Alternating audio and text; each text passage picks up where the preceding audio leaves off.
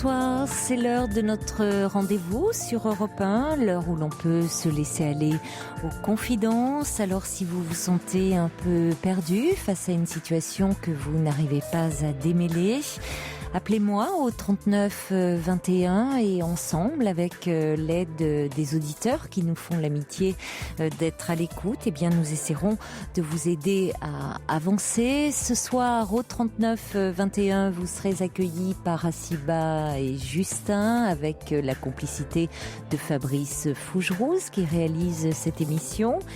Et pour donner votre point de vue, vous avez le choix entre les courriels sur le site europe1.fr ou les SMS au 7 39 21 en les commençant par le mot nuit. Et justement, des messages. Sergio qui me dit: j'ai reçu aujourd'hui Lune bleue, le très beau livre de la douce Colombe qui nous en avait parlé à l'antenne.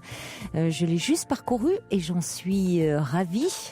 Sachez mon cher Sergio que moi j'ai reçu un petit courriel d'Anna pour vous me disant qu'elle était ravie et très touchée de votre petit message d'hier soir la concernant.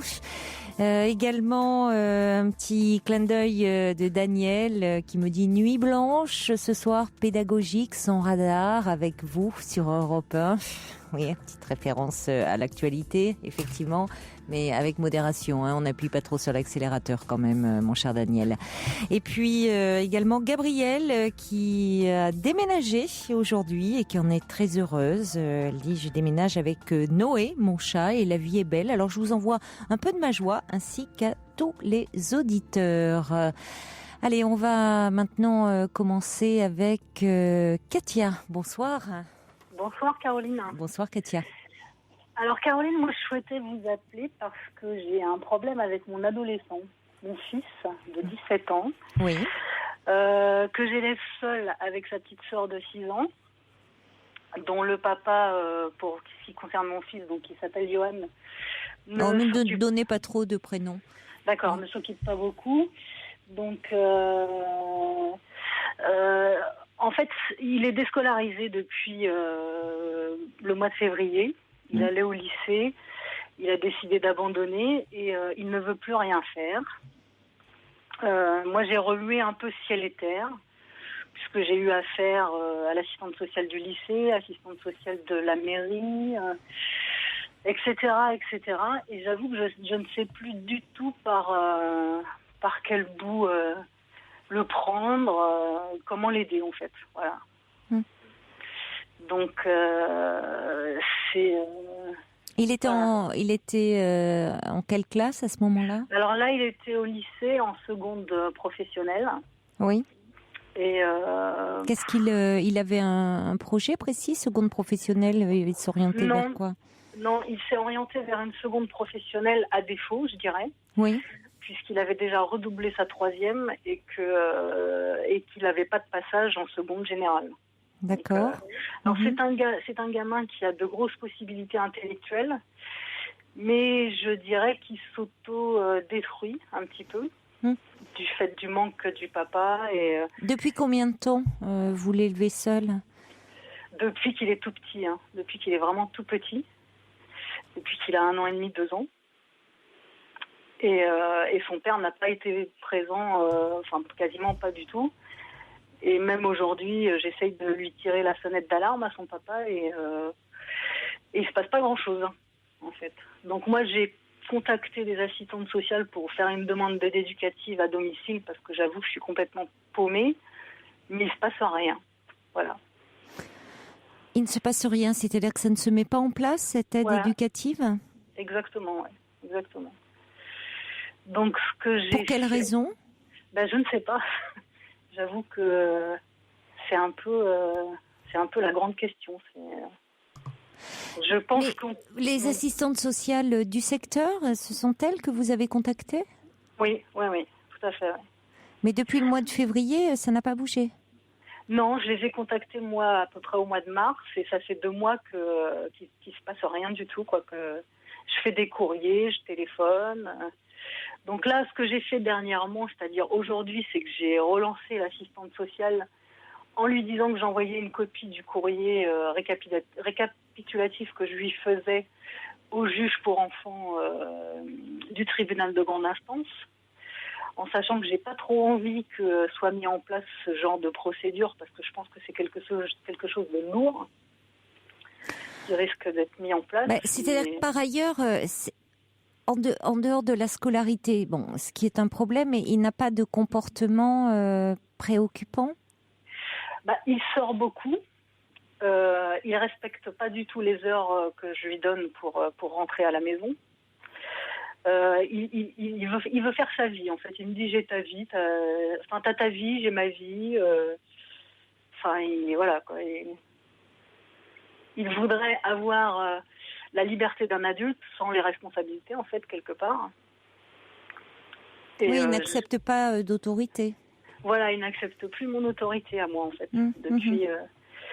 Ça fait un moment que je bataille avec lui, et là. Oui, mais c'est compliqué, forcément. Plus il avance en âge, plus ça devient compliqué pour vous. C'est ça, ouais. Et c'est d'autant plus compliqué que vous êtes seul à l'élever, que vous ne pouvez pas vous appuyer sur son père. Non, pas du tout. Mais son père, il ne le voit plus du tout ou occasionnellement? Non, il ne le voit quasiment plus. Il a quelques contacts avec lui, mais ce sont des contacts soit téléphoniques, soit par l'intermédiaire d'Internet, enfin des choses comme ça, quoi. Il en parle de son père? Quand il en parle, c'est avec beaucoup de colère et beaucoup de rage. Oui, d'accord. Il lui en veut beaucoup. Je pense qu'il en veut beaucoup, et que cette colère, la seule personne vers qui il peut l'exprimer aujourd'hui, c'est moi. Donc c'est moi qui en prends plein la figure, quoi. Donc, c'est-à-dire, est-ce que vous dites il l'exprime, vous en prenez plein la figure de quelle façon? Il vous parle de son père, ou c'est vous qui prenez pour son père? C'est-à-dire... Je pense que c'est moi qui prends pour son père, ouais. Parce que son père, il l'a pas face à lui aujourd'hui, donc oui. Il peut pas exprimer ce désarroi qu'il a un peu en lui, quoi. Certainement, oui. Moi, c'est vrai que je suis perdue face à lui, parce que j'ai tout essayé. Je lui ai emmené voir des psys en individuel, en familial, enfin en thérapie familiale. Récemment? Oui, et il adhère à rien du tout, en fait. Il refuse tout, quoi. C'est-à-dire qu'au départ, il se rend quand même aux consultations. Oui, il accepte quand même de s'y rendre, parce que je lui dis, si tu viens pas, je sais pas, je coupe Internet ou des choses comme ça. Oui.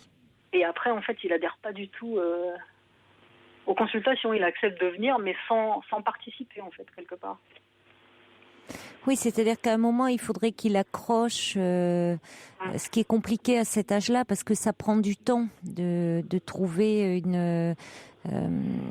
finalement une amélioration, un bien-être dans le fait de se confier, de parler. Ouais. Il est plutôt dans un évitement, et puis surtout qu'il sent que c'est vous qui êtes derrière pour le moment, qui êtes demandeuse. Oui, c'est ça. Donc il est plutôt au contraire à contrecarrer votre demande et votre autorité. Oui, tout à fait. Moi, j'ai le sentiment que dès que ça vient de moi, c'est un refus. Forcément, oui. Et dans la famille, il n'y a pas quelqu'un qui tient lieu, qui pourrait tenir lieu de tiers un peu entre vous et lui, parce que c'est ça qui est compliqué actuellement. Ce qui vient de vous, vous le dites très justement, est refusé. Non, c'est ça le problème, c'est que dans la famille, il n'y a pas un oncle, il n'y a pas un grand-père. Enfin, j'ai vraiment personne qui pourrait réussir à dialoguer avec lui. Tout repose sur vous. Oui, complètement. J'avoue que moi, en fait, je suis limite de baisser les bras, de me dire, non, ça serait dommage, parce que, comme vous dites, bon, c'est une crise qu'il traverse, et qui n'est pas... il a des capacités, il a des capacités intellectuelles, il n'est pas dans un comportement qui est un comportement de délinquance, il n'est pas... il est plutôt dans un où il se cherche, où il se questionne, et où il est dans une filière qui ne lui correspond pas, et où finalement les études pour le moment ne sont pas sa priorité. Oui, c'est ça. Ouais. Hein, donc où il ne mesure pas l'enjeu et où, dans le fond, ça représente d'une certaine façon un gâchis, parce que pour lui, c'est pas la priorité n'est pas là. C'est ça, Il y mais a le peut-être problème, trop de colère en lui. c'est un peu ça. Et le problème, c'est que j'ai l'impression qu'il arrive à rien exprimer de positif, quoi, quelque part. Oui, certainement. Là, si vous voulez, dernièrement, je l'ai emmené dans une maison des adolescents. Et voilà, je sais plus ce que je voulais vous dire. Vous l'avez amené dans une maison des adolescents. Ouais, je sais plus. Oui. Je suis désolée. L'internat, c'est pas. Vous avez songé peut-être à un Oui. cadre, quelque chose comme ça, où il y aurait une structure autour de lui? Oui, j'ai songé à ça, mais il refuse l'internat en fait. Il veut pas aller en internat. Comme il l'a dit récemment qu'il voulait continuer le bac professionnel qu'il faisait en apprentissage, mais ça lui pose un problème parce qu'il n'aurait plus les vacances scolaires. Donc il y a un problème aussi de maturité par rapport à tout ça. Oui, oui, effectivement, on le voit bien là. Ouais. Donc, mais est-ce qu'il a, pour le moment, il ne sait pas très bien ce qu'il veut faire? Vous dites il s'est retrouvé dans cette filière professionnelle à défaut d'autre chose. Tout à fait. Hein, c'est ça. Il n'a pas de, au fond, il n'a pas un désir d'un métier. Non, pas du tout. Non. Il n'a aucune idée de ce qu'il veut faire. Non, c'est parce que au fond, il laissait aller, il plafonnait un peu dans ses études. Voilà, c'est ça. Et puis je pense qu'il a abandonné parce qu'en plus, il s'ennuyait en cours. Parce que moi, j'ai vu la professeure principale qui m'a dit que il avait un niveau supérieur à une grande partie de la classe. Et donc, je pense qu'il a fini par laisser tomber parce que ça l'ennuie, quoi. Voilà. Donc, et pour moi, c'est très difficile de dialoguer avec lui parce que moi, il m'entend pas. Il m'entend pas. Bon, alors c'est vrai que simplement, je ne sais pas comment ça peut être reçu au niveau d'un juge pour enfants, l'action éducative, de demander une action éducative en milieu ouvert, parce que c'est vrai que le juge pour enfants est là pour... il y a tout l'aspect répression, mais il y a tout l'aspect protection des mineurs. Mais là, on n'est pas dans un cas où il est dans quelque chose ou d'un risque de basculer dans la délinquance et autres. Donc, vous voyez, ils ont tellement de dossiers, les juges des enfants. Je ne sais pas si ça relève de ses compétences pour le coup. Oui, ça j'en suis parfaitement consciente. Hein. C'est vrai que... Donc, moi, si vous voulez, j'ai agi un petit peu par désespoir aujourd'hui. Oui, je comprends. Oui, pourquoi les assistantes sociales ne mettent pas en place un éducateur, ne vous propose pas une mesure éducative? Leur discours, c'est pareil, c'est qu'ils sont débordés. Il y a 6 mois de délai d'attente pour obtenir une aide éducative. Et puis bon, moi, il va avoir 17 ans là, le mois prochain. Et on se dit, dans un an, il aura 18 ans. Et puis peut-être qu'on considère que c'est pas une urgence. Certainement. Mais si vous voulez, au niveau du juge pour enfants, rien ne vous empêche de faire un courrier. Oui. Mais parce que après tout, qui ne tente rien n'a rien. Mais c'est vrai qu'ils ont tellement de demandes que ils sont sollicités pour des jeunes qui sont dans des situations souvent très très difficiles, où il y a des risques vraiment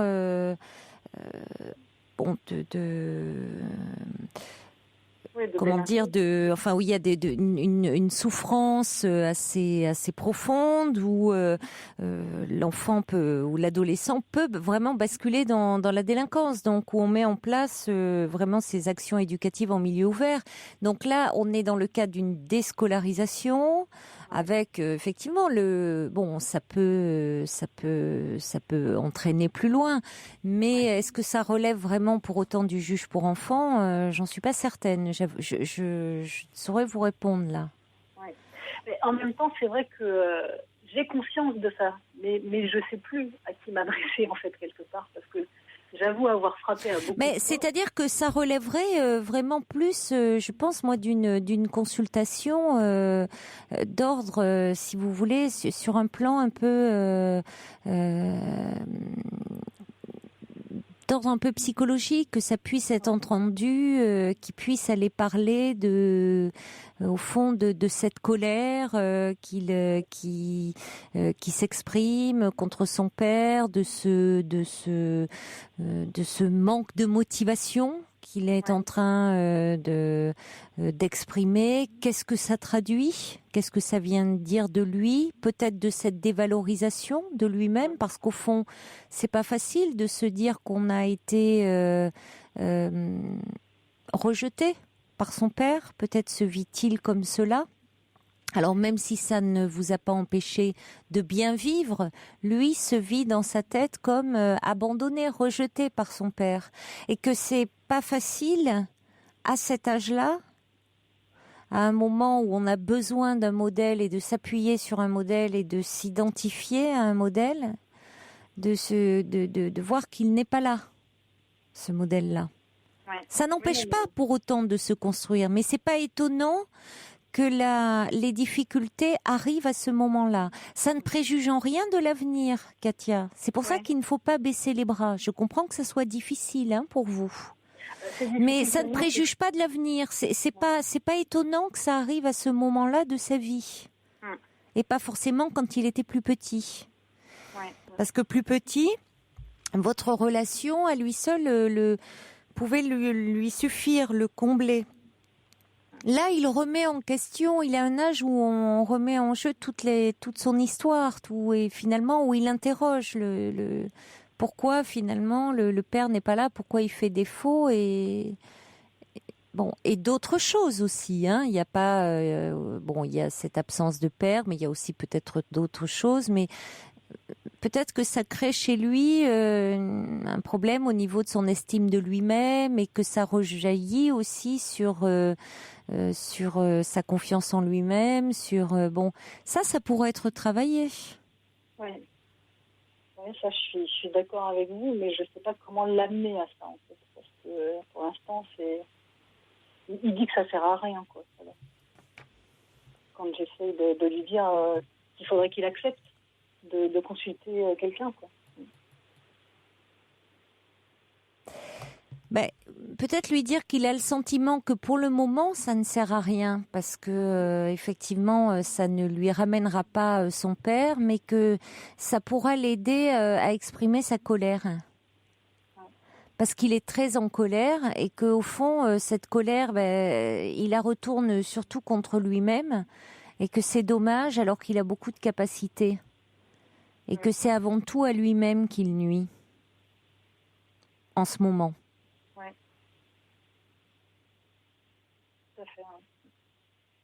Peut-être en disant des choses comme ça, c'est-à-dire pas vous voyez, c'est pas en l'accusant, pas en disant t'es en train de fiche tout en l'air, et parce que un an dans la vie de quelqu'un, surtout à cet âge-là, c'est pas catastrophique, même dans une scolarité, mais que cette colère, au fond, il s'en prend à lui avant tout dans cette histoire. C'est à lui qui fait du mal. Et que ça arrive à en prendre conscience. Quoi. Oui. Et que c'est vrai que c'est pas immédiat, parce que souvent à cet âge-là, on veut des réponses concrètes. Donc évidemment, aller voir quelqu'un et aller parler, ça paraît aller parler, encore parler, ils disent c'est encore un truc de parents, ça, d'adultes, je vois pas l'intérêt. Eux, ils veulent des choses plutôt concrètes, parce que les adolescents, ils aiment bien parler plutôt entre eux. C'est leur bande de copains, leur bande d'amis. Donc aller parler à un adulte, puis aller parler à quelqu'un qu'ils connaissent pas, ça leur paraît complètement incongru. Déjà, pour un adulte, ça paraît difficile. Alors pour un adolescent, d'autant plus. Donc c'est vrai que ça marche pas forcément du premier coup. Mais ça me paraîtrait, je crois que ça vaut la peine de réessayer. D'accord. De retenter quand même. Parce que de dire, on peut pas rester comme ça à ton âge sans projet. C'est important que tu puisses et de dire, tu as forcément en toi un talent. Pour le moment, tu sais pas lequel encore, mais il y a forcément en toi un talent et que et ça va te permettre aussi de le découvrir. Et quand tu auras découvert ce pourquoi tu es fait, se dire après tout, on est tous faits pour quelque chose, eh ben à ce moment-là, tu verras que les choses aussi te paraîtront plus simples et plus faciles. Et pour le moment, tu te cherches et puis dire c'est un âge aussi où c'est normal aussi de se chercher. Peut-être aussi, je vais vous dire ce qui est pas facile, mais de dédramatiser un peu ça. Oui. Ce qui est compliqué quand on est parent d'un adolescent à cet âge-là, parce que évidemment, on n'aime pas les voir se gâcher entre guillemets, mais c'est en même temps, ça peut arriver. Voilà. Ouais. C'est des périodes de la vie qui sont pas forcément très simples et où on peut vraiment se chercher. Mais lui dire que il peut pas rester comme ça. C'est déprimant de rester sans projet, à cet âge-là. Même plus tard, d'ailleurs. Ok, parce qu'on finit par perdre confiance en soi. Tout à fait. Voyez, vous pouvez peut-être aussi l'aborder sous cet angle-là. D'accord. Ok, je vais essayer de le motiver par cette voie-là, en espérant trouver les bons mots, parce que c'est pas toujours évident. En tant que maman, c'est pas toujours évident. Et puis voir ce qu'il en est quand même par rapport au fait, vous me dites qu'il s'ennuyait en classe, parce qu'au fond, il suivait, il avait l'impression...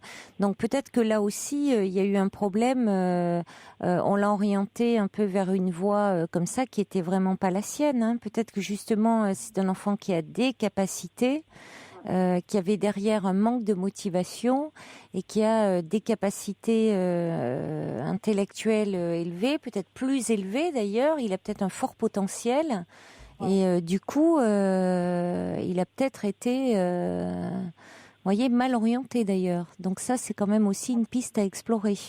Et de toute façon, c'est ce que m'a dit une psy qu'on voyait en thérapie familiale, que elle détectait qu'il avait certainement des capacités intellectuelles bien au-dessus de la moyenne. Donc, alors peut-être vous pouvez aussi voir ce biais-là pour revoir un psy. C'est pas la même chose, parce que les psys qui font des tests de QI sont pas les mêmes que ceux qui font le côté plus thérapie. Ce sont pas les mêmes psys. Mais d'accord. Oui, c'est pas tout à fait la même démarche, mais bon, ça peut l'amener à aller un peu parler.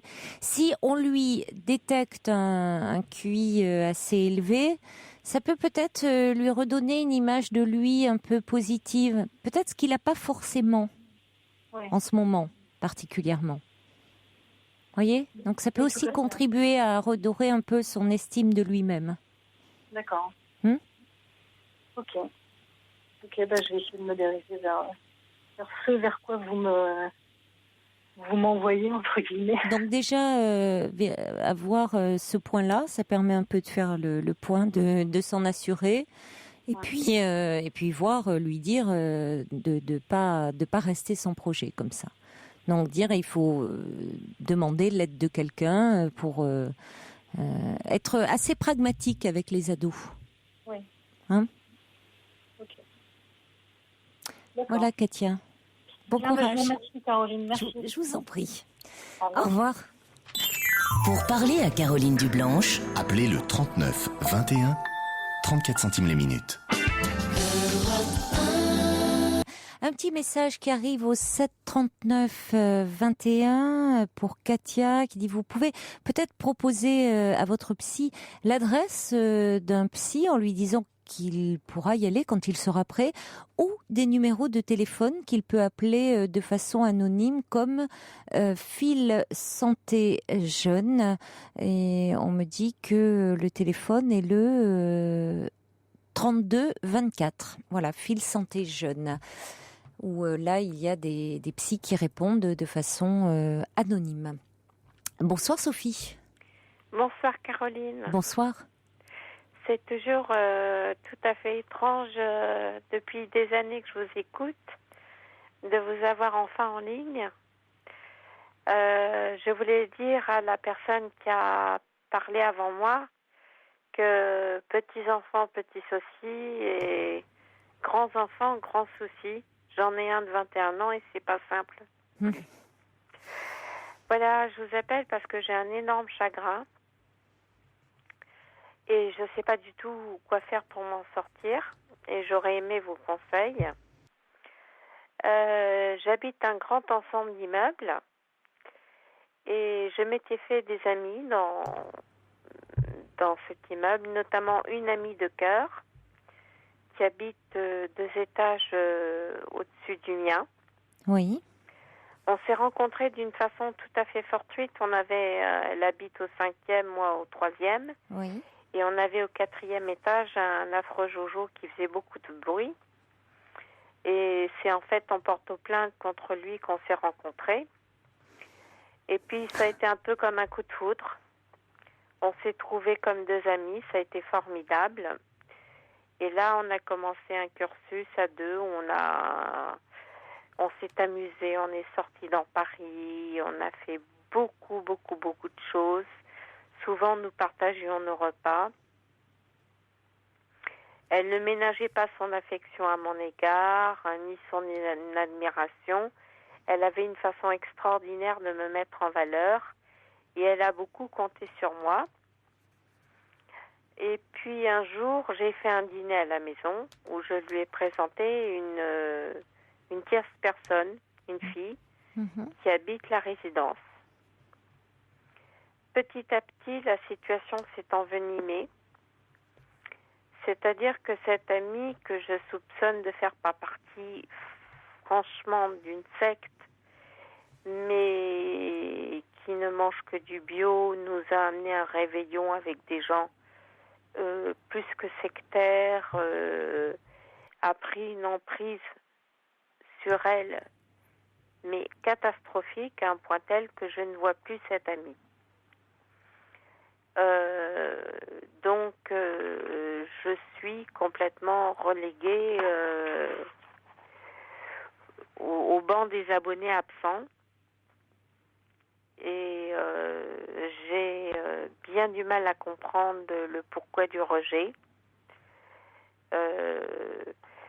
Bon, il y a un problème de santé, c'est que je me suis fait opérer, j'ai perdu 30 kilos en 6 mois. J'ai une fatigue qui fait que je peux pas tout le temps les suivre. C'est énorme, 30 kilos en 6 mois. Oui, j'ai subi un bypass. Donc, il y a beaucoup de choses que je ne peux pas encore faire, mais je trouve que vraiment, cette personne... Mais c'est vous qui l'avez pas... décidé en même temps, le bypass. Enfin... Pardon ? C'est vous qui l'avez décidé, cette intervention. Oui, tout à fait. Puis j'en suis très heureuse. Peser 30 kilos de moins, c'est un bonheur au quotidien. Mais je suis évincée, totalement évincée. Et ce qui m'inquiète le plus, c'est l'emprise incroyable que cette tierce personne a prise sur mon amie et qui décide de tout. Mon amie n'a plus le droit à la parole. Elle décide de tout. Alors, cette amie l'appelle son coach. Donc, il faut croire que j'étais pas un coach. Pourquoi vous pensiez l'être ? Moi, j'étais l'amie de cœur. J'étais l'amie de cœur. Ah oui, vous dites que ça a été un coup de foudre. Oui, ça a été un coup de foudre. On s'est entendu pour tout. On partageait les mêmes goûts, on allait au théâtre, on sortait dans Paris. Vous le vivez d'ailleurs au même titre qu'une rupture. Ça vous fait aussi mal qu'une rupture sentimentale, hein, cette éviction. C'est le cas. C'est le cas. Et pourtant, mais de là à parler d'emprise, c'est-à-dire que finalement, votre amie après tout, c'est ce qui est douloureux, c'est qu'elle elle se détourne de vous. C'est ça. Il y a eu cette rencontre, ce coup de cœur entre vous deux, cette affinité très forte. Voilà. Et puis finalement, elle s'est détournée de vous, alors que c'est vous qui lui avez présenté cette autre femme. C'est ça. Et oui. Donc c'est un petit peu, je me sens un peu le dindon de la farce là. C'est ça. Vous vous sentez d'autant plus. Oui. Et puis ce qui m'inquiète beaucoup, c'est le côté extrêmement sectaire de cette troisième personne qui décide de toutes les activités de cet ami, qui lui organise son emploi du temps. Mmh. Sectaire, autoritaire, on va dire. Ça conviendrait, c'est ça. Mais c'est que votre ami... autoritaire, on peut même parler d'autoritarisme. Oui. Mais c'est que votre ami, finalement, se laisse... vous dites que son ami dit que c'est son coach. C'est ça qui me subjugue, c'est que... bon, je ne vais pas les nommer par leur prénom, par leur prénom, bien sûr, mais on va dire que cet ami de cœur avait une force de caractère, mais alors c'était un être gai, mais gai à l'excès, pétante de joie. Et moi, je suis pareille d'ailleurs. C'est pour ça d'ailleurs qu'on s'est si bien trouvés. C'est qu'on était deux très très bonnes vivantes. Et c'est pour ça que moi, je fais partie d'une association et qui me permet d'avoir des places de théâtre gratuites. Alors, croyez-moi, je lui en ai fait profiter. On a fait un tas de sorties dans Paris. Vous êtes toujours là ? Oui, je suis toujours là, mais c'est le son qui a changé. C'est votre téléphone. Je sais pas, vous deviez avoir. Le son était très mauvais, et puis tout d'un coup, je vous entends très près. Donc, c'était votre téléphone à vous. Ça je sais pas ce qui s'est passé. J'ai un nouveau téléphone et ça a dû se mettre sur haut-parleur. Ça vous dérange ou pas ? Ah oui. Alors, écoutez, je vais essayer d'arrêter tout de suite le haut-parleur. Il faut que je trouve la manivelle. Attendez. Vous avez un téléphone à manivelle, c'est... Alors, je suis un véritable dinosaure, vous savez. Oh, ben écoutez, alors... moi, les téléphones et moi, Internet et moi, on est notoirement fâchés.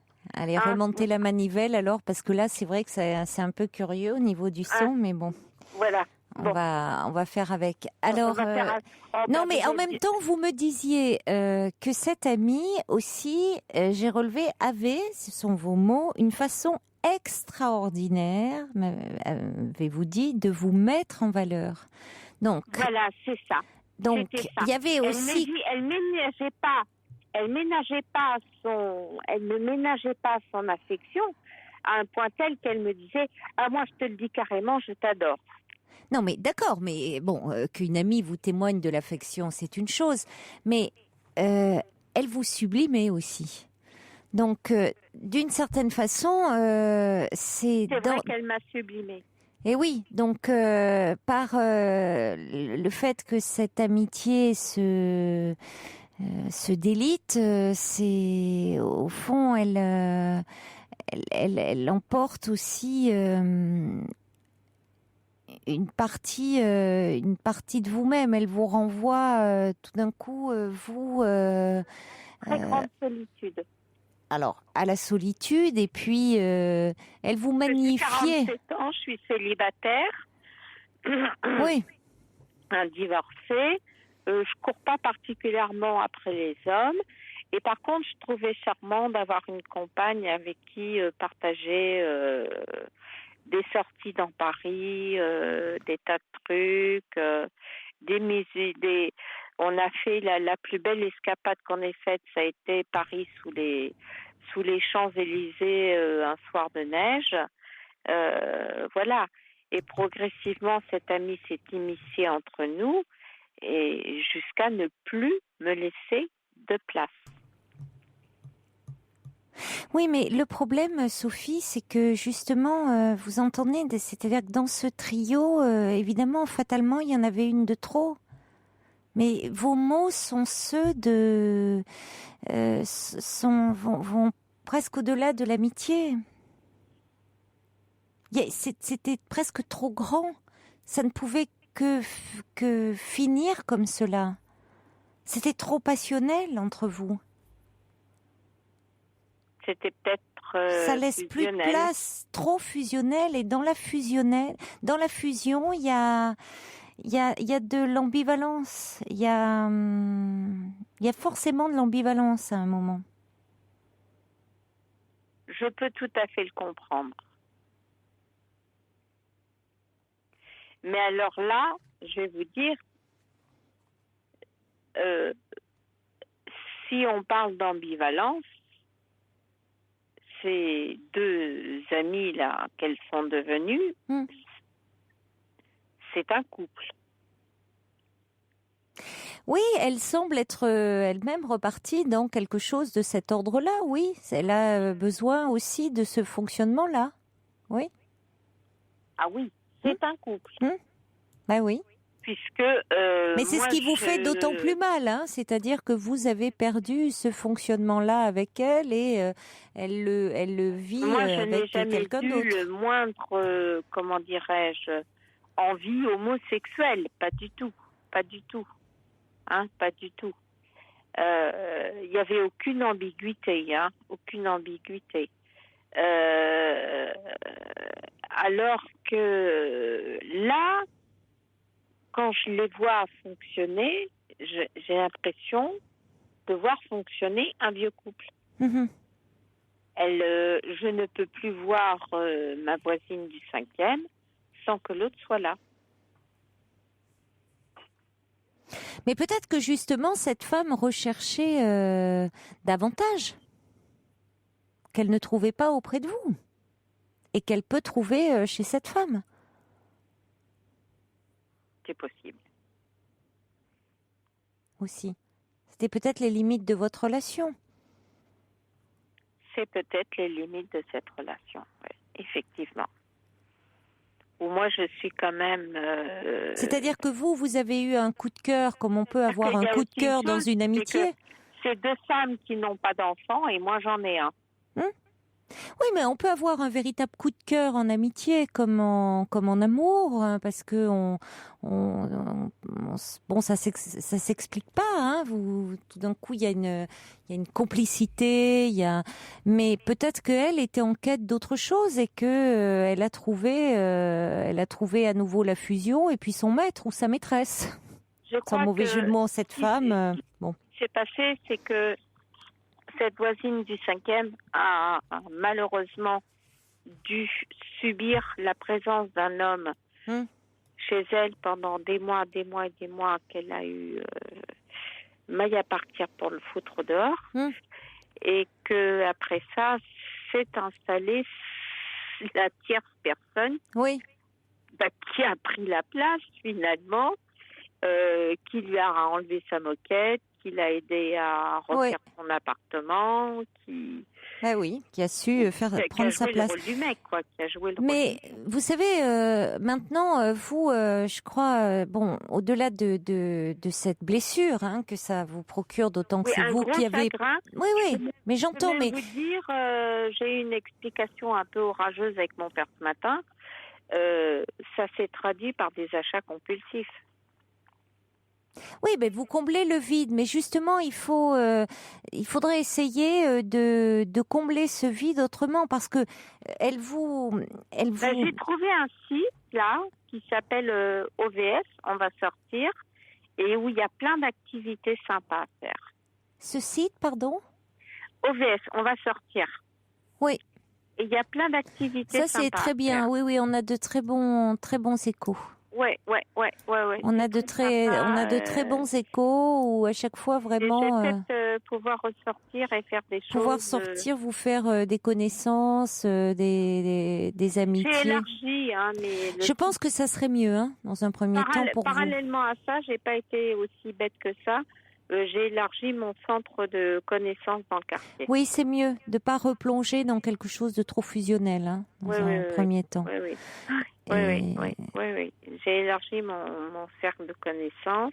qu'elle vous regonfle un peu, parce que c'est un peu comme dans une histoire d'amour où quand l'autre nous retire son amour et là elle vous retire son amitié, on a l'impression que tout d'un coup on perd de sa valeur, et là vous le dites bien, elle vous mettait en valeur. Donc en vous d'un coup en vous enlevant comme ça, en choisissant un autre objet d'amour, d'amitié, eh bien, c'est comme si vous perdiez un peu de votre valeur. Or, vous ne perdez rien de votre valeur dans les faits, mais il faut dire les choses comme elles sont. Hein. Il y a aussi une grande blessure d'amour-propre. Oui, mais il y a aussi une blessure narcissique derrière. Comme dit Ninou, en amour comme en amitié, on ne peut empêcher les gens de partir. Il faut réussir à se renarcissiser, tourner la page, et puis renarcissiser. Oui. Le narcissisme, c'est l'amour de soi, mais au bon sens du terme, il en faut de l'amour de soi. Hein, sinon, si j'ai on... tendance à pas beaucoup m'aimer, même si j'ai perdu 30 kilos. Ben oui, mais c'est le problème, justement. Il faut un peu d'amour de soi, c'est-à-dire se sentir aimable et pas seulement se sentir aimable que dans le regard des autres. Hein, il faut aussi se sentir aimable un peu à ses propres yeux. C'est ça le bon narcissisme. Hein, c'est pas sans arrêt se dire, se mirer, qu'est-ce que je suis beau, le meilleur, la plus parfaite ou le bon. Donc quand on a une blessure comme ça affective, une rupture amoureuse, une rupture en amitié, on a le sentiment, on a une blessure qu'on appelle narcissique, c'est-à-dire comme un peu une hémorragie, hein, comme si on perdait de ce narcissisme. Donc quand on dit se renarcissiser, c'est se regonfler un peu sur ce plan-là. Donc il faut trouver autrement. C'est quand même une sacrée blessure. Mais on l'entend, mais c'est pour ça qu'il faut essayer peut-être un peu autrement. Et c'est vrai que essayer de faire des rencontres, et ce site, on a de bons échos, Sophie. Donc allez vous aérer un petit peu les idées et sortez, et puis évitez de trop replonger dans le modèle de la fusion. Hein. J'ai une chance extraordinaire, c'est d'avoir fait la connaissance d'une actrice. On a un théâtre musical juste à côté de chez nous, et de faire la connaissance d'une actrice et de son mari. Donc je vais au théâtre gratuitement très souvent, je dîne avec eux, et c'est déjà une très bonne chose. Mmh. Voilà. Bon. Mais écoutez, c'est très bien. Mais attention aussi, parce que là aussi, voyez, c'est très bien. Mais vous ne me parlez pas de n'importe qui. Ça brille un peu. Oh non, c'est quelqu'un d'extrêmement simple. Oui, j'étais sûre de votre réponse. Mais par rapport à tout ce que vous venez de me dire, c'est quand même, c'est pas n'importe quelle rencontre. Vous avez aussi besoin de quelqu'un quelqu'un d'un peu connu qui a ça. C'est des petites poussières d'étoiles qui retombent un peu sur nous, et là aussi ça fait du bien. Bon, tant mieux si ça peut vous faire du bien en ce moment. Caroline, je suis bipolaire et j'ai tendance, quand on est bipolaire, à repérer de façon systématiquement les gens qui ont quelque chose que les autres n'ont pas. Et ça, c'est quelque chose qui est inhérent à ma personnalité. Et qu'on ne peut pas m'enlever parce que je suis ainsi faite. Oui. Mais votre personnalité ne se résume pas non plus à votre bipolarité. Non, mais on a des antennes sur les oreilles et on ne se contente pas de peu. Bon, en tout cas, merci de votre appel et de votre confiance. Au revoir, Sophie. Merci. Au revoir, Caroline. Bonsoir, Xavier. Xavier ? Oui, bonjour. Bonsoir. Bonsoir. Vous êtes sur la route, là, donc j'ai eu un petit moment d'incertitude. Je me suis dit, tiens... Ah non, sur la route, non, je pas fais ce la soir. pause maintenant. Je fais la pause. Vous êtes en pause. Non, je suis garé maintenant. Merci. Oui, alors je dis ça parce que vous êtes chauffeur routier à l'international. Tout à fait. Et je voulais parler du problème que c'est d'avoir une relation à distance finalement par rapport au métier finalement. Oui, qui vous est imposé par votre métier. Tout à fait, tout à fait. C'est pas évident à gérer. J'ai une copine en ce moment. Oui. Alors finalement, je me suis séparé d'une femme en Allemagne. J'habite en Allemagne. Oui. Et je me suis séparé d'une femme par rapport à mon métier finalement. Et j'en ai retrouvé une finalement qui a accepté mon métier, si vous voulez, mais pas tant que ça. Et c'est très dur à gérer parce que d'un côté, je suis pas prêt à arrêter mon métier, si vous voulez. Et elle aimerait bien que je passe à autre chose. C'est-à-dire, elle voudrait que vous fassiez, que vous changiez complètement de métier ou que vous fassiez du national? Ben, c'est même pas ça, c'est que oui, je changerais complètement de métier. J'ai déjà essayé avec mon ex-copine. Oui. Et j'étais tous les jours à la maison et ça s'est pas très bien passé, honnêtement. Vous n'étiez pas heureux? Non, pas du tout. Vous aviez carrément arrêté le transport? Complètement. Je suis passé à quelque chose. De chauffeur routier, je suis passé à monteur de panneaux solaires. Ah oui, ça n'avait rien à voir. Rien à voir. Et ça n'a pas très bien marché. Et finalement, vous vous êtes séparés? On s'est séparés, ouais. Oui, parce que vous lui en vouliez de... Je lui en voulais pas, mais j'ai essayé simplement. J'ai essayé de faire autre chose et puis ça m'a pas plu, ce travail d'équipe, toutes les contraintes qu'il y a à travailler avec quelqu'un d'autre. C'était vraiment, pour moi, vraiment différent. J'ai 10 ans d'expérience en chauffeur routier international. Oui, qu'est-ce que vous aimez justement dans votre métier La liberté. Oui, c'est ce qui revient tout le temps, ça. Ouais. C'est le fait que quand on a un contrat, on va décharger à un endroit en Europe et puis on recharge quelques kilomètres après à un autre endroit et il n'y a pas un coup de téléphone. Il y a rien. Aujourd'hui, j'ai pas reçu un coup de téléphone de mon patron, par exemple. Oui, j'allais dire pourtant aujourd'hui avec les portables, il peut vous appeler votre patron pour... Oui, tout à fait, mais ils savent que oui. quand on doit conduire 1200 km, ils savent bien qu'on va pas le faire en une journée. Oui. Alors du coup, un jour complet, ils vont pas nous appeler. Donc ils vous laissent tranquille finalement à ce niveau-là. Ouais. Ils ne sont pas après vous à vous téléphoner. C'est vrai que c'est rare aujourd'hui les métiers où on ne vous sollicite pas sans arrêt par mail, par téléphone. Et puis finalement où vous n'avez pas un patron sur le dos. C'est un grand privilège. C'est un grand privilège. Oui, je comprends. Ouais. C'est une grande liberté et c'est quelque chose qui est dur à enlever. Alors, il y a la contrepartie, c'est la vie sentimentale, on va en parler, hein, Xavier, ce sera après le journal de minuit.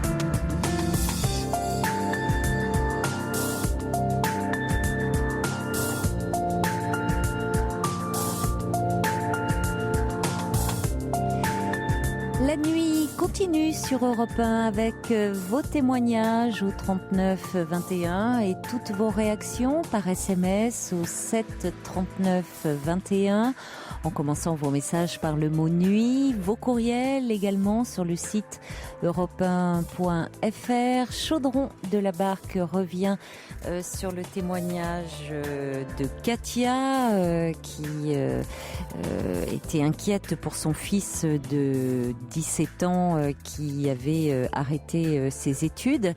Chaudron de la Barque dit quel a été l'élément déclencheur du décrochage scolaire de votre fils, la difficulté d'élever seul un enfant est évidente, mais l'adolescence est une période de fragilité extrême.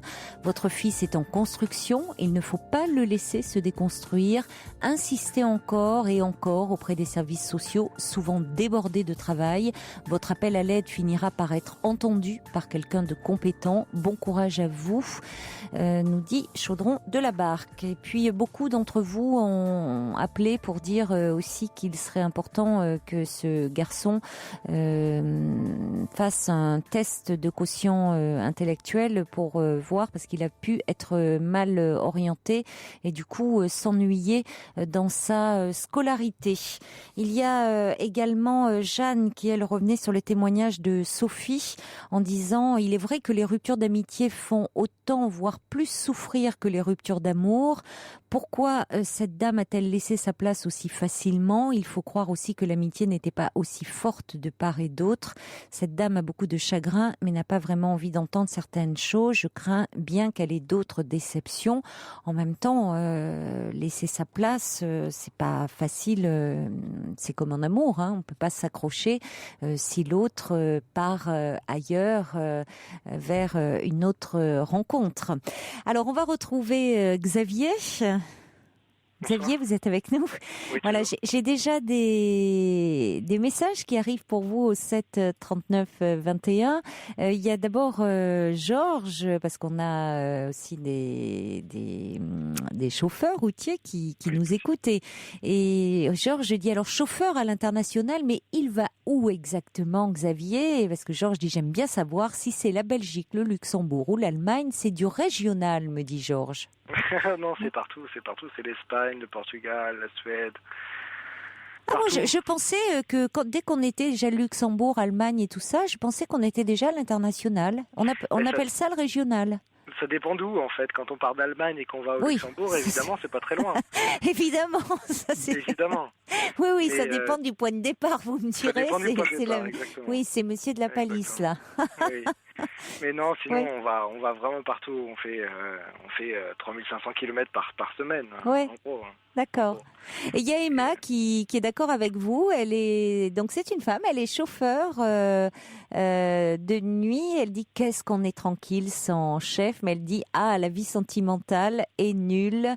Emma qui est seule. Lali, elle dit allez Xavier, l'avantage des séparations c'est la joie des retrouvailles.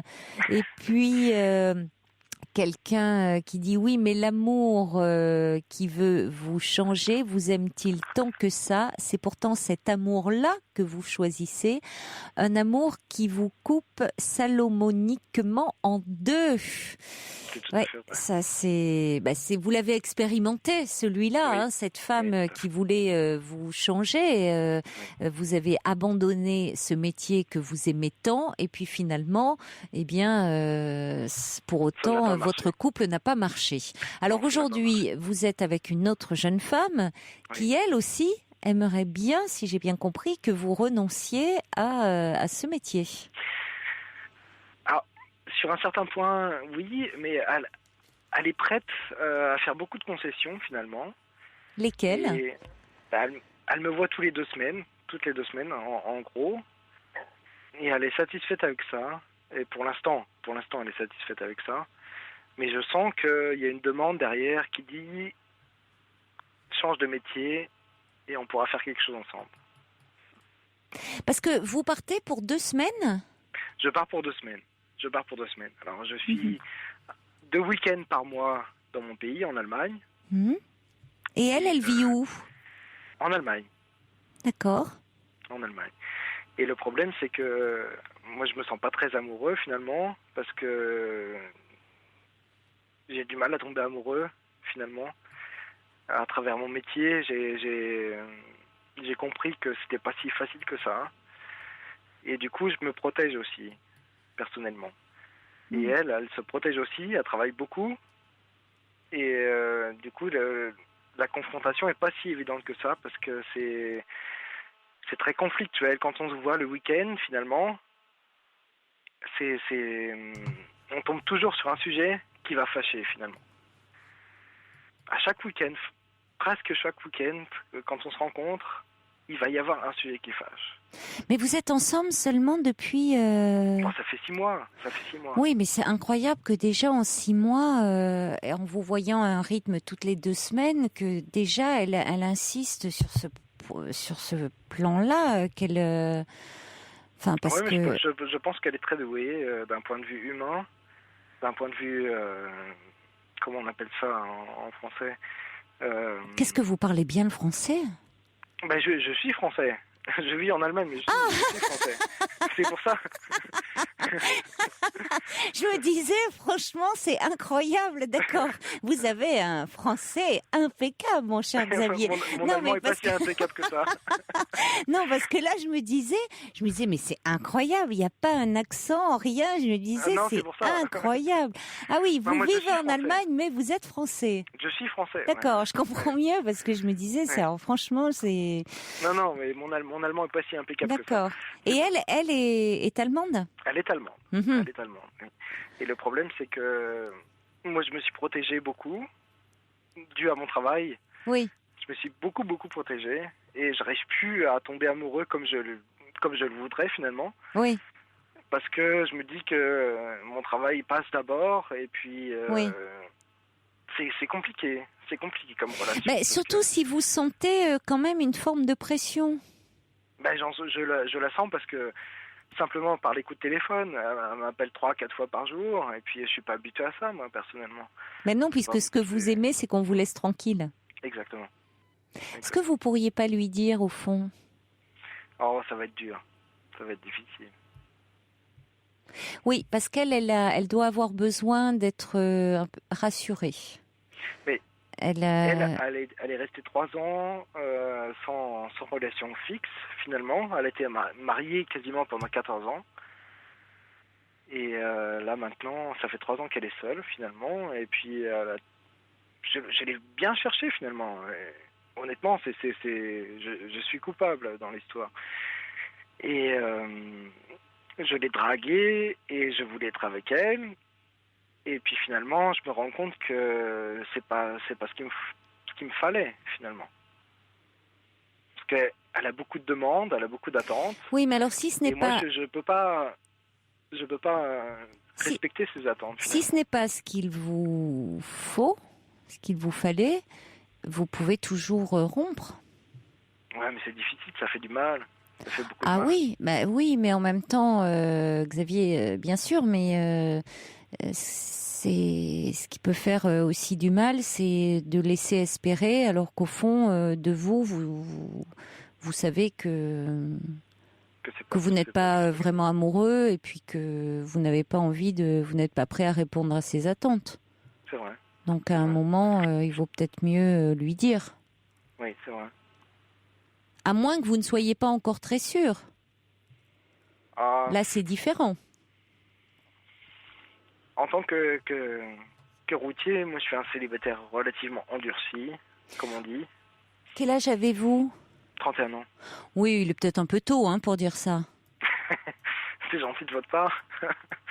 Mais c'est vrai que on s'habitue beaucoup à cette vie de chauffeur routier, finalement, où on voit personne, où quand on mange tout le temps dans le camion, on va dehors que quand on doit aller se doucher ou aller aux toilettes, si vous voulez.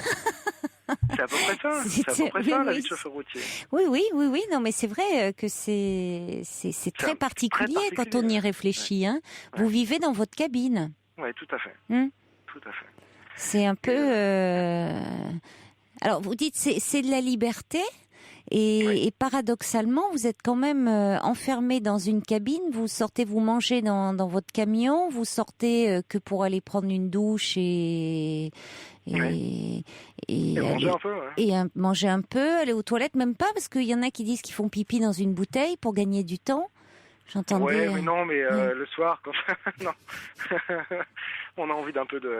quand même.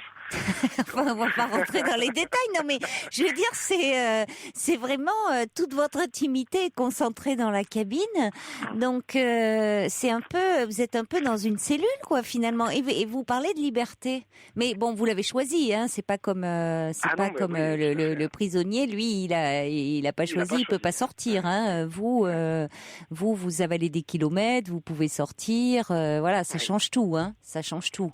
Et évidemment. Le truc, c'est qu'on a la chance, Caroline, de rencontrer des gens partout. Oui.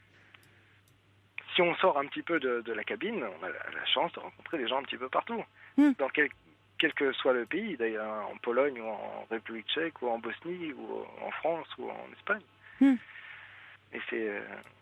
Oui, ça c'est la partie agréable. Alors il y a quelqu'un qui pose une question là par SMS qui dit peut-on passer toute sa vie professionnelle comme chauffeur routier de nuit? À la longue, n'y a-t-il pas d'effet sur la santé? Sûrement qu'il y a des effets sur la santé, oui. C'est évident. C'est évident. C'est comme toutes les professions de nuit et puis les gens comme ça qui roulent beaucoup, je ne sais pas. Écoutez, je pense que vous connaissez ça, Caroline, c'est le fait de dormir. En décalé. Finalement très tard, en décalé. Oui. Le sommeil est moins réparateur. Oui, c'est un truc qui est très difficile. Oui, mais moi je dors pas en chien de fusil, couché dans une cabine, vous voyez. J'ai un grand lit très confortable. Ah ben écoutez, le lit d'un camion est très confortable aussi. C'est vrai? Ah ben bien sûr. Je pensais que c'était. J'avais l'impression d'un tout petit matelas dans une cabine. Non. Ah bon, j'avais une idée. Non, dans le camion que j'ai, il y a beaucoup de camions qui sont... Ah, Fabrice a l'air de s'y connaître. Il me dit dans les camions d'aujourd'hui, je sais pas. J'avais un oncle, moi, qui était transporteur, mais il faisait... Alors lui, il était vraiment... Il restait dans la région et il avait un petit camion et il dormait pas dans son camion, évidemment. Donc je me disais, impossible de mettre un lit là-dedans. Ah non, donc, écoutez, moi j'ai deux... Moi, je suis jamais montée dans un camion...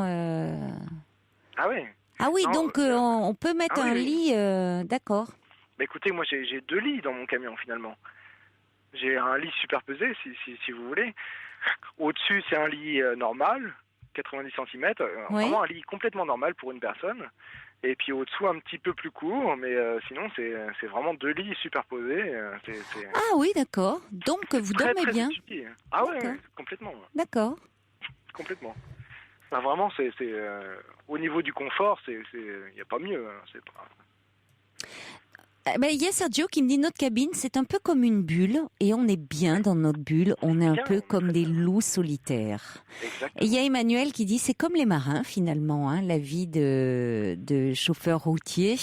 Il y a Françoise qui dit votre ami ne devrait pas vous demander de choisir. Mon amie aime aussi sa liberté, je la respecte, elle devrait faire pareil. Il y a Sergio qui dit je fais du régional de nuit. Combien il fait de kilomètres, l'ami Sergio? 3500 kilomètres par semaine. Waouh, quand même, hein. Sergio qui fait de gros bisous à Emma et qui vous souhaite bonne route. Pascal Le qui dit je roule depuis 27 ans, je me suis mise en ménage avec un routier et tout va bien. Voilà, c'est peut-être la solution. C'est peut-être la solution, en fait, je sais pas quand est-ce qu'ils se croisent, ils se font des appels de phare. Sur le péage, me dit Fabrice. Pour faire des bébés, c'est compliqué. Allez, on va accueillir, ils sont là, les amis chauffeurs routiers, on va accueillir, parce qu'on a Dominique qui a pu s'arrêter, on aura Jean-Louis qui va nous rejoindre, qui va s'arrêter également. Bonsoir Dominique. Oui, bonsoir. Bonsoir, merci d'être avec nous. Pas de quoi. Alors vous trouvez où, vous, à quelle hauteur en ce moment? Moi aussi, je suis sur la nationale pour aller sur Hirson. C'est où ça? C'est dans l'Aisne. Dans l'Aisne, d'accord. Ouais. Je fais des navettes de nuit. Oui.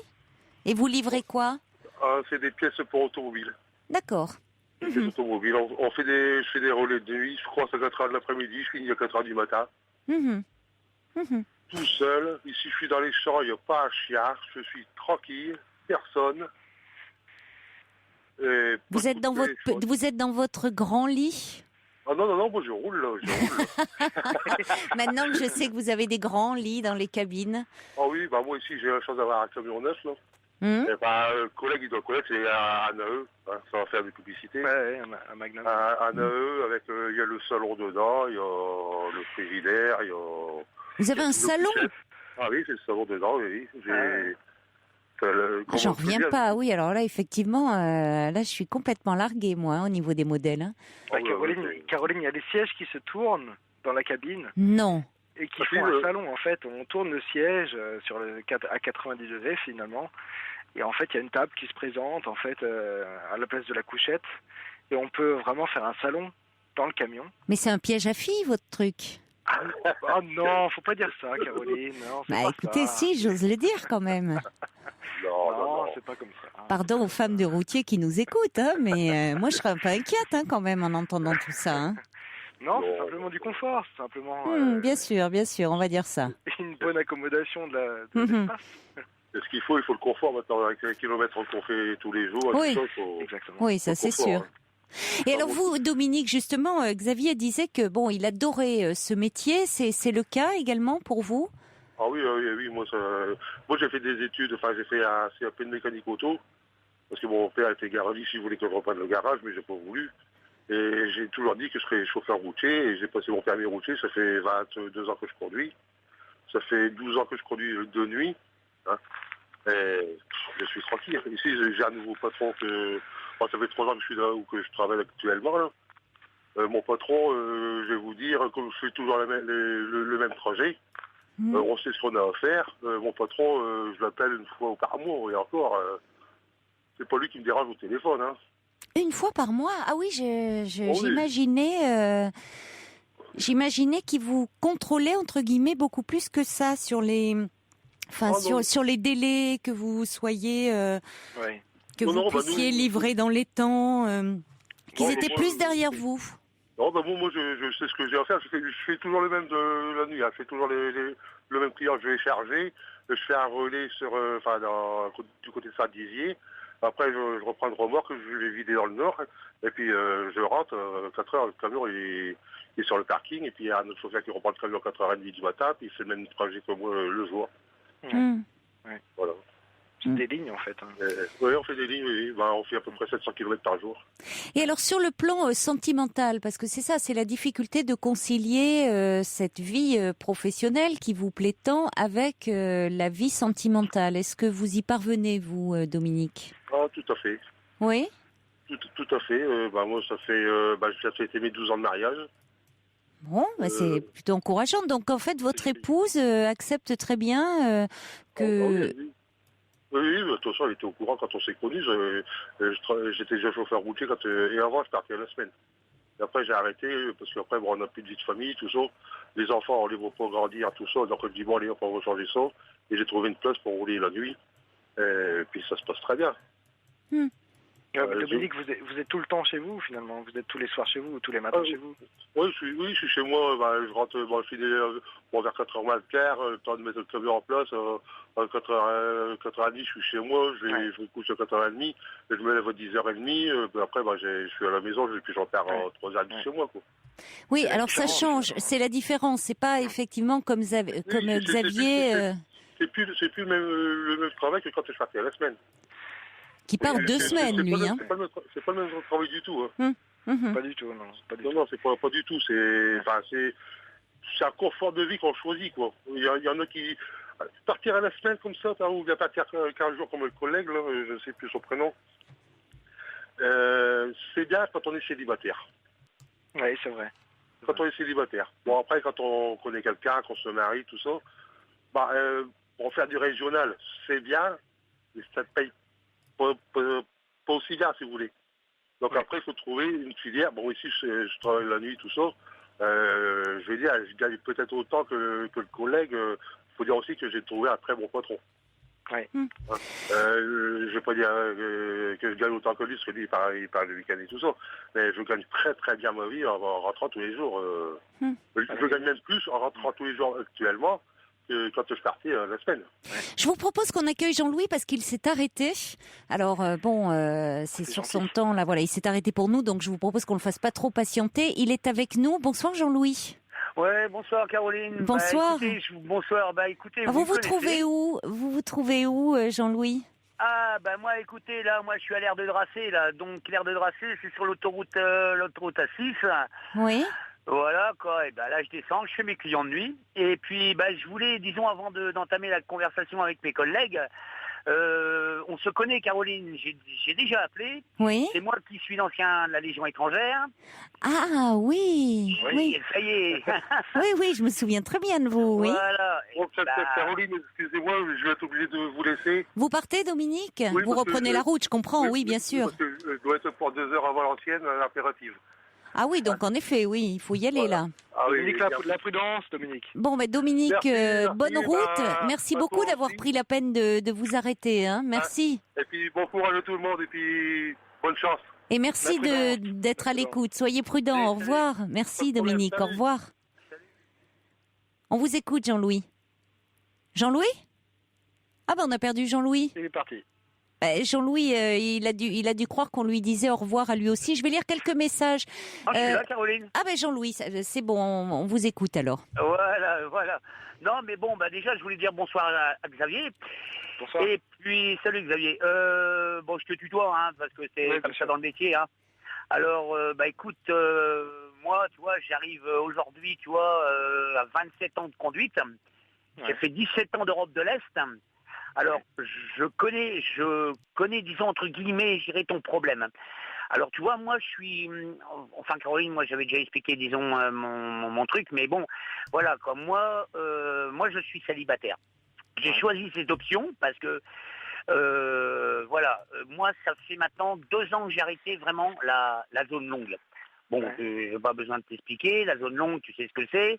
Ouais. La preuve t'en fait. Bon, c'est très difficile parce que tu sais que dans notre profession, il y a énormément de séparations et énormément de divorces. Il n'y a pas que ce métier, mais c'est un métier où, je dirais, par la force des choses, je dirais les concubines ou les épouses, au bout d'un moment, bon, elle pète une durite, hein, on pourrait dire ça comme ça. Hein. Ouais. Et puis bon, c'est complètement compréhensible. c'est pour ça que d'ailleurs, moi, j'ai... Non, mais c'est pour ça que moi, par exemple, tu vois, j'ai choisi de rester célibataire. Bon, aujourd'hui, disons à l'époque où je roulais vraiment à la longue, où je partais, je faisais la ligne, on va dire la France-Pologne et URSS, ouais. Et donc, voilà, et aussi de la Roumanie. Et c'est très difficile. Et c'était encore du temps où à l'époque, on pouvait encore partir 1 mois complet sans rentrer. Parce que bon, il n'y avait pas notre législation qu'il y a maintenant où tu la connais aussi bien que moi, je pense. Aujourd'hui, il y a des règles très strictes au niveau européen, au niveau des législations. Donc, tu t'en vas encore 2 semaines. Bon, aujourd'hui, bon, attention, hein, quand je veux dire ça, c'est pas facultatif, hein, c'est pas des vacances, hein. Et donc, disons que c'est beaucoup plus calme, quoi. Il y a quelques années en arrière. Mais c'est vrai que c'est très difficile de concilier, disons, une vie de couple et le métier que tu pratiques. Alors, moi, tu vois, j'ai pas de conseils, disons, en particulier à te donner, mais je crois que c'est à toi de faire le choix, de faire ce choix, de choisir, quoi. Et puis, comme disait Caroline, c'est vrai que enfin, je crois que c'est Caroline qui a dit ça, d'ailleurs, je ne suis pas certain, mais disons que ta concubine, je dirais ton amie, t'impose, disons, des directives par rapport à ton métier. Bon, si quelque part, elle ne peut pas concilier, c'est-à-dire vie de couple avec toi parce que tu fais ce métier, bon, je crois que quelque part, c'est un peu inconciliable, quoi. C'est quelque chose d'inconciliable. C'est-à-dire il y aura toujours des frictions, quoi. Tu vas rentrer, et si c'est pour rentrer à la maison, je dirais, et puis que ça soit un petit peu la guerre entre guillemets, hein, qu'il y ait des frictions, je dirais, entre ton ami et toi, là ça devient, disons, un peu impossible, quoi. Mais bon, moi je suis partagé, je la comprends, et à la fois je la comprends pas, parce que c'est-à-dire, bon, elle l'a pas imposé, c'est-à-dire une vie, bon, elle s'est, je dirais, accouplée avec toi. Tu vois, tu ne lui as pas caché le fait du métier que tu faisais. Tu as bien précisé et tout, ben voilà, je m'en vais 2 semaines sur la route. Bon, voilà, quoi, comme on dit, on a planté les jalons, quoi. On a planté les jalons. Donc, voilà. Donc, elle est consciente de ça. Il n'y a pas de trahison, il n'y a rien. Donc, voilà. Mais bon, après, bon, bien sûr, voilà, quoi. Maintenant, elle essaye peut-être éventuellement de te faire changer d'avis. Bon, là, c'est un choix. C'est un choix qui te concerne que toi, que toi-même, je dirais, en ton âme et conscience. Mais, disons, je t'écoutais bien, et comment je peux expliquer? J'ai l'impression que tu es vraiment amoureux de ton métier. J'ai l'impression que tu es vraiment amoureux de ton métier. Je crois que ton boulot, vraiment, je crois que tu l'aimes, quoi. Et ça, c'est inconciliable. C'est pas le cas de tous les chauffeurs. Il y en a qui sont devenus chauffeurs routiers par obligation, parce que c'était comme ça, bon, pour des raisons XY, parfois, où il y en a qui travaillaient dans l'industrie, qui se sont retrouvés, finalement, c'était l'option de facilité que de passer le permis poids lourd et puis de dire demain, se retrouver le popotin et les 2 fesses sur un siège dans un camion, et tout. Et, ah oui, je vous précise, Caroline, les camions sont très, très, très confortables aujourd'hui, croyez-moi. Hein. Je confirme. Voilà, bon, mais je vous crois, les garçons. Non, c'est d'un confort et tout. Mais vous savez, c'est pas comme on pourrait le penser, vous savez, c'est pas un piège à filles comme on pourrait le penser. Vous savez, mais j'ai dit ça en plaisantant. Oui, je me doute bien. Mais vous savez, les filles auraient même tendance à hésiter à monter dedans. Elles disent, oh là, j'ai peur d'être enfermée, hein, là. Voilà, non, mais bon, voilà, c'est ce que je voulais dire à Xavier. Et bon, voilà, quoi. Ou alors, je pense qu'un jour, je sais pas... Mais la difficulté, comme vous dites, c'est que Xavier aime tellement son travail et sa liberté que, du coup, s'investir dans une relation amoureuse, ça serait comme perdre de sa liberté. Et vous le dites, au fond, Xavier, quand vous dites « Oh, je tombe pas amoureux comme ça, je me méfie ». Comme si, au fond... Dans cette expérience amoureuse que vous avez eue précédemment, dont vous nous parliez, ou quand même vous avez été loin puisque vous avez renoncé à ce métier. Hein, renoncé, oui. Et votre couple, pour autant, votre relation de couple n'a pas tenu pour d'autres raisons. Ça a été pire. Ça a été pire, bon, peut-être parce qu'effectivement, vous ne vous épanouissiez pas, vous n'étiez pas heureux dans ce métier. Donc, du coup, vous accrochez d'autant plus à ce métier, peut-être presque un peu jusqu'au boutisme, en disant plus jamais aucune femme ne me fera renoncer à quoi que ce soit. Il ne s'agit pas de renoncer à ce que vous êtes et à un métier que vous aimez, mais il peut y avoir quand même des formes à un moment en amour, on va dire. Alors, bon, tant pis, j'ose le mot, des formes de concession, on est amené à... c'est-à-dire, autant vous aimez évidemment votre liberté, vous ne supportez pas qu'un patron soit derrière vous avec un portable ou avec... mais si vous êtes amoureux, vous pouvez, vous, avoir de temps en temps envie d'envoyer un petit texto, un petit signe de dire que vous pensez à l'autre. Alors, il ne s'agit pas de vous sentir oppressé, voyez, de dire comme si vous le ressentiez comme étant fliqué par l'autre qui veut savoir où vous êtes, qu'est-ce que vous faites. Si vous le ressentez comme ça, il est évident que vous ne pouvez que mal le vivre. Mais dans une relation où vous avez un sentiment que l'autre respecte ce que vous êtes, qui vous êtes profondément, là vous pouvez entendre aussi que il y a quand même si vous êtes à distance, un lien qui se maintient et donc qui peut s'exprimer par l'envoi d'un petit texto, d'un petit message. Bien sûr qu'il y a un lien, Caroline. C'est pas le problème en fait. Maintenant, peut-être que dans cette histoire, vous n'êtes pas suffisamment amoureux, mais j'ai l'impression que cette histoire précédente vous a blessé et que du coup, aujourd'hui, le travail est d'autant plus devenu important et presque aussi un refuge. Caroline, oui. Oui, Jean-Louis, Caroline, et on va conclure. Oui, je voulais dire, écoutez, vous savez, je crois aussi qu'il y a une question de confiance mutuelle, je dirais, dans un couple. Et bon, bah ça, je ne sais pas si son ami ou peut-être Xavier lui a peut-être posé cette question. Vous savez, le fait de laisser partir quand même un homme pendant 2 semaines, une femme, parfois, disons dans certaines circonstances, même comme ça, d'une façon inconsciente, peut se poser cette question, dire, attends, est-ce que je peux lui faire confiance? Parce que c'est ça, quoi. Je dirais, quelque part, je dirais que les femmes, parfois, aiment bien, c'est vrai, voir rentrer leur mari tous les jours. Mais comme on dit, nous, chez les chauffeurs routiers, nous, justement, on aime cette indépendance. Mais, comme je dis, parfois, les femmes, quand ils laissent partir, est-ce qu'on peut lui faire confiance? Parce que on a toujours, vous savez, donné une image du chauffeur routier, mais une image parfois assez négative. C'est-à-dire que le chauffeur routier, on le voit toujours, disons, comme un coureur de jupons, vous voyez. Oui. Alors que, je vais vous dire... Parce qu'il est sur les routes, justement. Oui, voilà. Ça. Dès qu'un homme ne rentre pas tous les soirs au domicile. Voilà, pour autant, on sait bien que l'infidélité, c'est pas un homme peut rentrer tous les soirs au domicile et être infidèle. Tout à fait, Caroline. Parce que ce métier, en fait, vous savez, il est tellement prenant, vous savez, que moi, je peux vous assurer qu'on a très peu de temps de jouer, disons, à ce jeu, je dirais, de l'infidélité sur la route. On a très peu de temps. Et vous disiez, aujourd'hui, on est plus, ce métier, on est plus surveillé.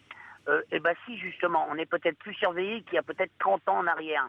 Parce qu'aujourd'hui, vous savez, on va dire, par le biais de l'informatique... Vous avez les mouchards, là? On a tout. C'est-à-dire, on est surveillé par satellite. Oui, c'est ça. On est surveillé. Donc, les patrons, quand ils viennent le matin, ou les affréteurs, ou les chefs d'exploitation, je dirais tous les cadres de bureau qui arrivent dans les entreprises, eux allument l'ordinateur, et là, ils regardent la position exacte des véhicules. Et là, systématiquement, ils voient. Donc, ils n'ont pas besoin de vous appeler. Voilà, parfois si, parce qu'ils nous appellent, c'est parfois pour piéger les chauffeurs. C'est-à-dire qu'ils demandent et puis ils disent, au fait, t'en es où là? T'es où exactement? Et puis parfois, il y a des chauffeurs, ils disent, merde, je sais pas, il a eu un coup de barre dans la nuit, et puis il a dormi 2 heures, quoi. Alors il s'est arrêté, et parfois, il n'ose pas trop dire qu'il est là, alors qu'en fait, il est plus loin, quoi, ou il est avant, quoi. Alors, en fait, ils savent très, très, très bien où on est. En fait, on est plus fliqué qu'avant, mais je comprends. N'importe. Maintenant, mais là, on dévie un peu du débat, mais enfin, c'était intéressant de vous entendre parler entre vous. C'est ce que dit Coco, d'ailleurs. C'était intéressant d'entendre comme ça nos amis routiers ce soir. Il y a Sergio qui dit, vous vous métamorphosez en Max Meignier, mais sans la moustache. Oui, c'est vrai. Je n'ai pas la moustache, je confirme. Il y a Petite Hirondelle qui dit, mais le problème de Xavier, n'est-il pas le fait que est-ce qu'il s'interdit pas d'être à nouveau amoureux, d'avoir des sentiments? Oui, je pense que vous avez été très marqué par cette, très blessé, vous le dites, par cette précédente histoire. Il y a des témoins. Comment? Sûrement. Oui. Il y a Emma qui dit, je fais 3500 kilomètres. Est-ce que Sergio roule en Picardie? Parce que j'ai déjà croisé un Sergio avec sa plaque au pare-brise, dit Emma. Bon, alors je ne sais pas si c'était l'ami Sergio. Et puis, il y a Laetitia qui fait 3000 kilomètres par semaine et qui est maman de 2 filles. Elle dit, c'est le vrai bonheur pour moi. Et puis, il y a Georges qui me taquine, qui dit, mais je savais pas que vous aviez un tonton transporteur. Vous nous l'aviez pas dit. Il transportait quoi en Corrèze? Du bois, des moutons ou des cailloux? Les 3, mon capitaine. Mais il est médisant, ce Georges. Il n'était pas en Corrèze, il était en région parisienne et il transportait toutes sortes de colis, chez des particuliers. Donc, des cailloux, bien sûr, et des corbeaux aussi. Qu'est-ce que je voulais vous dire, Caroline? Vous savez qu'aujourd'hui, dans le monde du transport, vous savez qu'il y a de plus en plus de couples, c'est-à-dire l'homme et la femme qui roulent ensemble. Parce qu'il y a des entreprises en Europe, qui demandent de plus en plus, c'est-à-dire des chauffeurs en double. C'est-à-dire qu'en fait, c'est un gain de temps parfois pour les employeurs, français ou étrangers, qu'importe. Donc, beaucoup roulent ensemble. Disons qu'il y a du pour et du contre, quoi. Parce que, là, justement, l'homme et la femme sont toujours ensemble, justement. Mais il faudrait... 24 sur 24. Ouais, 24 sur 24, Xavier, tout à fait. Et c'est ça, quoi. Mais voilà, quoi. Par contre, je voulais te poser une petite question, Xavier. Tu travailles où, sur quelle région en Allemagne? Parce que c'est un pays que je connais bien. Alors moi je suis en Baden-Württemberg, en Allemagne. Ouais. J'habite du côté de Pas mal l'accent, hein. Pas mal l'accent, ouais. Merci. Parlez bien allemand, hein, Xavier. Ça fait 3 ans que j'y suis en fait en Allemagne. Et je travaille du côté de la Ruhr, en fait. On travaille beaucoup sur le métal, nous, par chez nous. Ah ouais, tu on travailles transporte, du côté des scènes du Duisbourg, dans ce coin-là, quoi. Duisbourg, Dortmund, dans ce coin-là. D'accord, ok, d'accord. On travaille beaucoup avec le métal, on transporte des bobines de métal, en fait. Ah, en fait, qui font des boîtes de conserve à la fin, en gros. Hein. D'accord, bien sûr. Bah voilà, ouais. Bon, bien sûr, pourquoi pas. Ouais, parce que moi, c'est un pays que j'ai énormément traversé. Et bah, je m'excuse à Caroline, je m'excuse vite fait à Xavier. Mais vous pourrez discuter hors antenne peut-être si vous le souhaitez. Je sais bien que vous avez en même temps du boulot, mais il y a Gabriel des Hauts-de-Seine qui vous fait ses amitiés. Jean-Louis Gabriel qui est un ancien du 2e RP. Vous voyez, il y a... Voilà. Et puis il y a Kléber qui m'envoie un petit courriel qui dit tant que la cabine n'est pas un moyen de fuir sa réalité, le voyage ne peut qu'être constructif. Il y a Agnès qui a appelé le 3921, mais elle ne pouvait pas s'arrêter apparemment. Elle dit alors elle dit routière. On dit routière pour les femmes, je sais pas. Bon, voilà, bon, alors bon. Alors, elle dit, je suis en ménage avec un routier qui roule la nuit comme moi. On se retrouve tous les matins. Je vis très bien ma vie de routière, hein, a dit Agnès. Et elle dit, je fais ça depuis 2 ans. Voilà. Et puis, il y a Georges qui m'envoie un petit SMS pour dire, c'est à Fifi qu'on devrait mettre un mouchard. On aurait été surprise. Caroline, me dit Georges. Ça, c'est ça. Georges est toujours dans tous les coups. Ça, c'est sûr qu'on serait pas déçus, hein, à son retour. Hein. Voilà. Bon, bah, il a raison. Je voulais un petit peu conclure avec tout le monde. Parce que bah, moi aussi... Allez, ce sera le mot de conclusion. Voilà, et bah écoute Xavier, maintenant je dirais c'est dans ton âme et conscience quelque part. Je crois que c'est un choix, on va dire peut-être un peu difficile, ça va poser des questions assez tout, c'est un choix quoi, mais voilà quoi, mais si c'est quelque part pour que tu rentres chez toi et puis que tu entendes des reproches en permanence, bon, je crois que la vie va être assez difficile et, disons, et conciliable, quoi, tu vois. Moi, tu vois, j'ai arrêté ce métier, enfin, la longue distance, il y a 2 ans. Là, tu vois, moi, je serais plutôt sur le fait de plutôt, justement, rechercher quelqu'un, parce que moi, je rentre à la maison à peu près tous les 2 ou 3 jours, tu vois, avec le boulot que j'ai maintenant, tu vois. Donc, c'est beaucoup plus calme, quoi. Mais c'est vrai qu'au bout d'un moment, de toute façon, on calme le jeu quand même, on calme le jeu. Et là, disons, éventuellement, on peut disons, prétendre et tout. C'est pas le cas de tous les chauffeurs, il y a des chauffeurs qui sont mariés, hein, mais bon. Est-ce que vous avez, pardon de vous interrompre, mais il y a David qui pose une question. Est-ce que quand vous partez longtemps, comme vous, Xavier, pendant 2 semaines, vous avez de longues pauses et combien de temps, demande David, à votre retour? Des temps de récupération de combien? 45 heures le week-end. 45 heures, d'accord. C'est légal, on peut le raccourcir un petit peu, si vous voulez. C'est 24 heures. En général, c'est 45 heures le week-end. D'accord. Et peu importe où est-ce qu'on est, en Angleterre, en Suède, au Portugal, en Espagne, peu importe, 45 heures le week-end. En tout cas, il y a Emmanuel qui dit, vous nous avez donné envie d'être routier. Ça me fait plaisir, ça me fait un grand plaisir. Bon. Écoutez, c'est un métier difficile, mais c'est un métier très très intéressant. C'est difficile pour la vie de couple. Mais je vous dis, réfléchissez peut-être au fait que vous avez cette histoire encore vous a marqué et que c'est peut-être ça qui n'est pas totalement digéré derrière. Je pense que c'est pas très digéré. En tout cas, ça nous a donné le plaisir, mon cher Xavier, d'échanger avec vous et avec nos amis routiers. Il y avait bien longtemps qu'on n'avait pas eu le plaisir de parler avec vous tous et j'en suis vraiment ravie parce que c'était vraiment sympathique. Un petit message d'Olivier le patrouilleur qui dit il y a un Sergio par chez moi en Seine-Maritime qui est peut-être celui de Picardie et justement Sergio nous écrit en disant je ne roule pas en Picardie chère Emma et je n'ai pas de plaque sur mon pare-brise. Je suis beaucoup plus discret que cela. Allez, je vous embrasse. Bonne route et soyez prudents, hein, surtout. Écoutez, c'est réciproque. C'est réciproque, Caroline. Ouais. Voilà. Merci Allez. de votre appel. Un Au grand revoir. merci, un grand merci. Allez, Au salut revoir. Xavier, bonne route. Hein. Au revoir. Merci de même. Un petit message d'Osiris qui dit « Je pense que Xavier s'interdit de souffrir à nouveau ».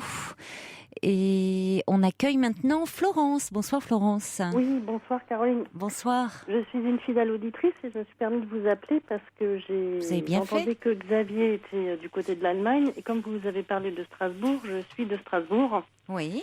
Et je voulais dire que le métier de routier, bon, que je ne connaissais pas du tout, parce que je suis pas du tout dans ce domaine-là, et j'ai eu la chance de pouvoir faire un voyage de 2-3 jours avec un routier. Et Alors, c'est vraiment un métier formidable. Alors, dans quelles circonstances vous avez fait ce voyage, Je Florence ? connaissais quelqu'un qui était routier. Oui. Et puis, c'est vrai qu'ils en parlaient avec passion. Et puis un jour, j'ai dit, tiens, est-ce que je pourrais t'accompagner pour vraiment découvrir ce métier ? Oui. Et c'est vrai que c'est vraiment superbe. Mais je pense que les gens ont ça dans le sang. Et comme tout métier, de toute façon, quand on aime son métier, il ne faut pas être pris par des fers, par une relation ou autre, ou du moins, il faut que la personne l'accepte, comme dans toute façon tout métier, ou toute personne. Et c'est vrai que c'est un métier où il faut avoir toute sa tête et il faut pas être perturbé entre guillemets par une relation, quoi.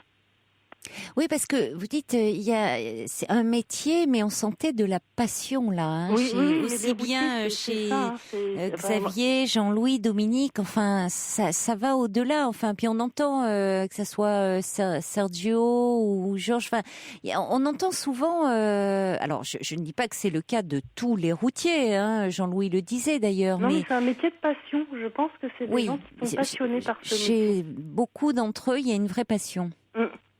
Et c'est vrai que vous m'avez fait rire parce que quand vous avez dit oui par rapport à dans les camions, il y a des lits et tout, c'est vrai que c'est une deuxième maison. Ah, j'ai appris quelque chose, oui, parce que moi je les imaginais vraiment, je les imaginais pliés en quatre dans une minuscule cabine. Non, c'est vraiment, moi je sais que j'étais dans un plus gros qui existe, hein, c'était vraiment un gros camion, hein, c'était un transporteur qui transportait des pièces aussi, enfin, c'était sur Paris, j'avais fait un Strasbourg-Paris. Je crois qu'il y avait des pièces automobiles où il y avait plein de choses dedans. Et mais c'est vrai que c'est des sacrés camions. Hein. Et c'est hyper confortable en plus. Hein. Oui, donc vous avez vu les salons et tout dont nous parlait Jean-Louis. Enfin, les salons en même temps, il ne faut pas non plus exagérer. Salon, je n'irai pas jusque-là, mais effectivement, il y avait un lit, je veux dire. Fabrice me dit, tu vas être surpris. Je ne sais pas ce qu'il m'a prévu, un week-end dans son camion. Non, mais si un coup, vous avez l'occasion... des photos sur Internet. Il est petit joueur, celui-là. C'est incroyable, hein. Voilà. Si un coup, vous avez l'occasion, franchement, de faire un voyage avec un routier, je vous assure, c'est génial. Sergio se propose. Il y a Petite Hirondelle qui me dit, voyez, Caroline, vous savez où passer vos prochaines vacances. Voilà, je vais peut-être m'inscrire, faire un séjour comme ça. Mais non, mais il faudrait que j'aille voir quand même. Ah oui, non, mais franchement, moi, j'ai découvert ça et franchement, c'est vraiment chouette. Et puis, c'est des gens qui sont... Il y a entre eux, ils sont... C'est vraiment, pas un clan, je dirais pas jusque-là, mais c'est vraiment une ambiance de routier et c'est vraiment hyper sympa. Un côté familial un peu. C'est vraiment une famille. Vous vous arrêtez dans des restos-routes, tout le monde se connaît. Enfin, moi, j'ai trouvé que c'était vraiment superbe. Quoi. Alors, je suis surprise. Enfin, je vois, j'ai eu pas mal de messages de femmes, là. Ah ? Ben oui, qui faisaient ce métier, mais pourtant c'est quand même encore majoritairement masculin. Donc quand vous avez fait ce voyage là 2-3 jours dans les restaurants, oui, c'est vrai qu'il y a quand même plus d'hommes. Il y a beaucoup d'hommes, mais il y a quand même quelques femmes. J'ai quand même rencontré quelques femmes. Bon, j'ai pas pu discuter parce qu'on était pris par le temps, parce que c'est vrai que pour livrer, il faut respecter les horaires. Il y a des mouchards. C'est vrai qu'ils sont de plus en plus regardant là-dessus par rapport à il y a quelques années, la personne m'avait expliqué ça. Mais bon, c'est vrai que c'est un métier, il faut le faire, hein, parce que c'est des horaires complètement abracadabrantes.